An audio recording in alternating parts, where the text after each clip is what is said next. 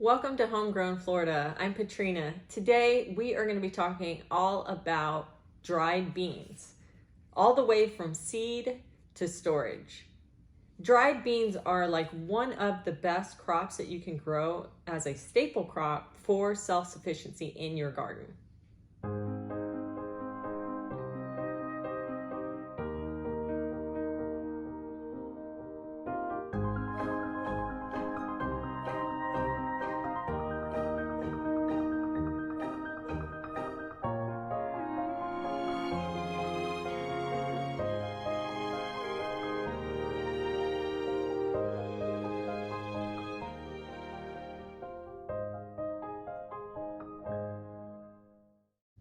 Regardless of where you live in the country, dried beans are able to be grown everywhere. There's at least one type of variety that you can grow in your area.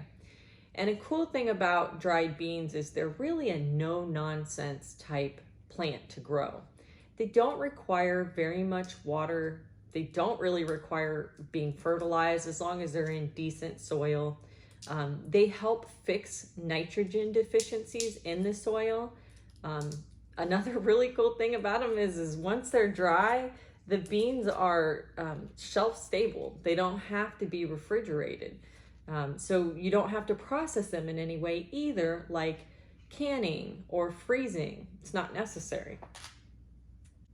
As far as nutrition goes, dried beans are great as a protein source. They have about 14 grams of protein per cup of dried beans, which is basically the equivalent of 2 ounces of chicken. So you kind of do have to eat quite a bit of it to get to the protein grams. But another cool thing about them is they contain a lot of fiber. And by containing a lot of fiber, that means that you're going to be fuller longer from beans. So let's jump right into how to grow beans from seed to storage. Make sure to hit that subscribe button so you don't miss any of my future videos.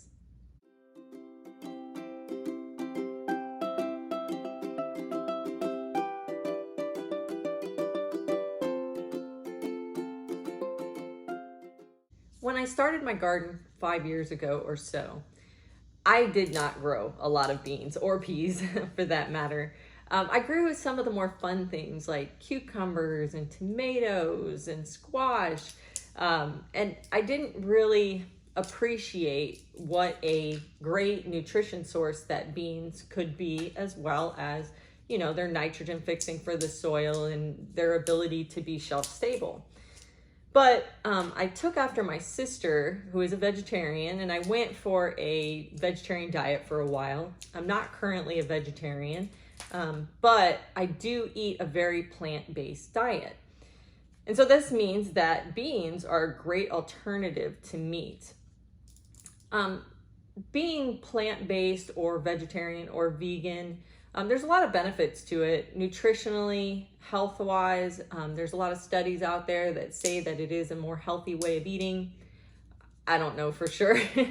But I do know that there is a lot of benefits to the garden and to the climate about eating less meat and eating more things like beans and things that you produce in your garden. Beans, especially dry beans, tend not to be super expensive at the grocery store. They're pretty cheap, and so most of us, would buy them instead of grow them. But the big thing is you can buy a $2 pack of seeds of beans, and you can literally grow all the beans that you will eat for a lifetime, believe it or not, from that $2 pack of seeds. So it can be financially better if your family does eat a lot of beans.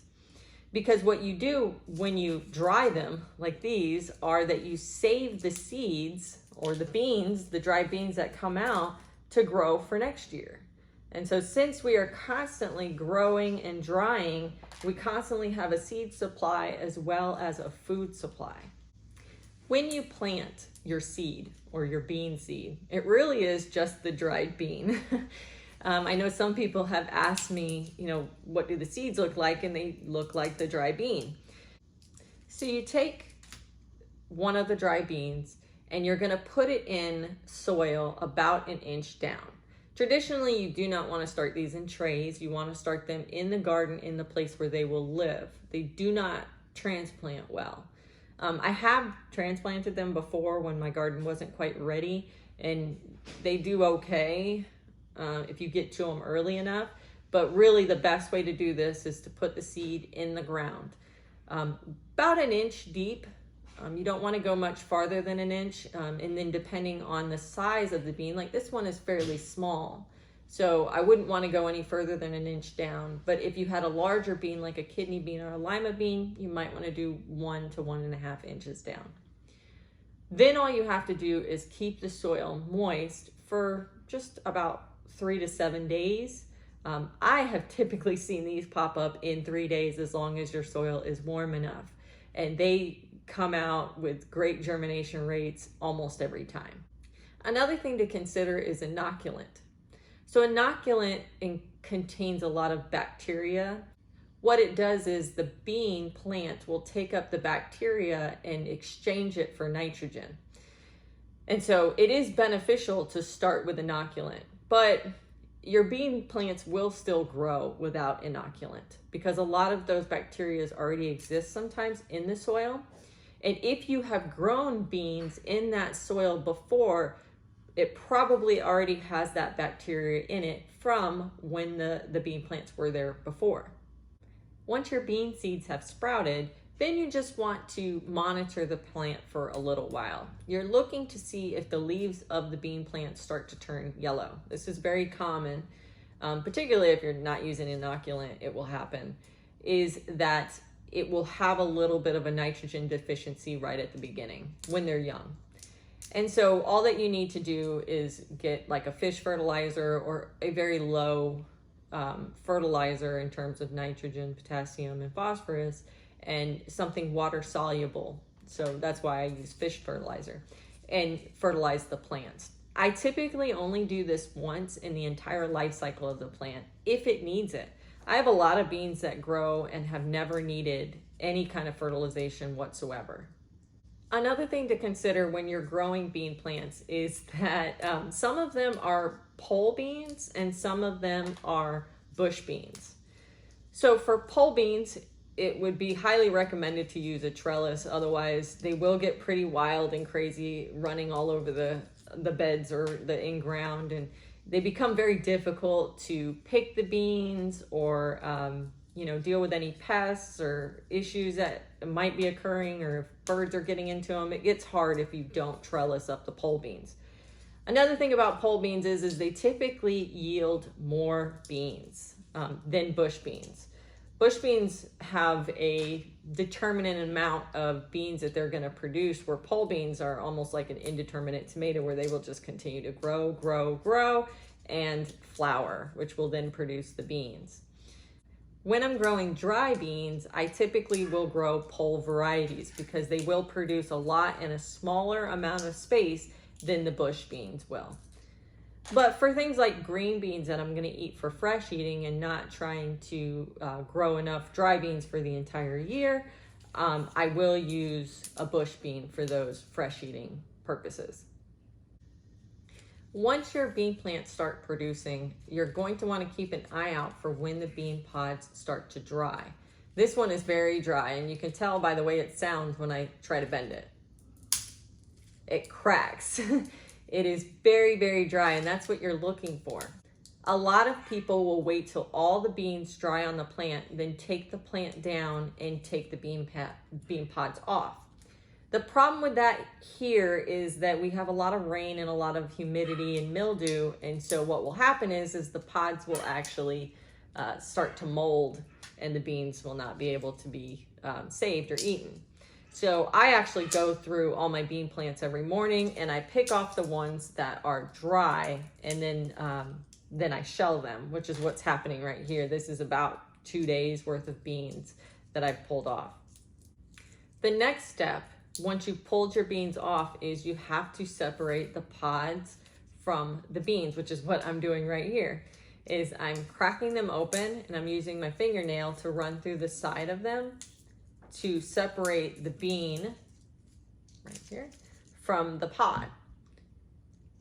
When they've dried all the way on the pod, on the plant, and you take them out, this bean is completely dry and will be shelf staple. So all I need to do at this point is put them in like a mason jar, or you could use a plastic bag, but that kind of traps humidity.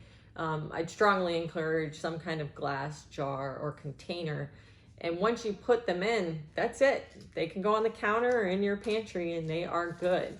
They should be good for about 2 to 3 years before you start noticing some changes in their nutritional benefits, as well as like their ability to store. So the biggest thing that you'll notice if you go beyond that 2 or 3 year mark is that they become harder and harder with time, which means when you cook them, they will still remain hard and will never actually soften to that bean texture that we're used to from like canned beans. That's how you know if the beans are starting to go bad. Also, if there's any mold or mildew happening on them, of course, that is a sign that you should not eat them as well. Remember that whenever you're harvesting your beans for the year, to save some back, at least double what you think you need for plants the next year. So this year I grew a lot of cowpeas and a lot of black beans, so much so that I'm not sure I'm going to actually need to grow them next year.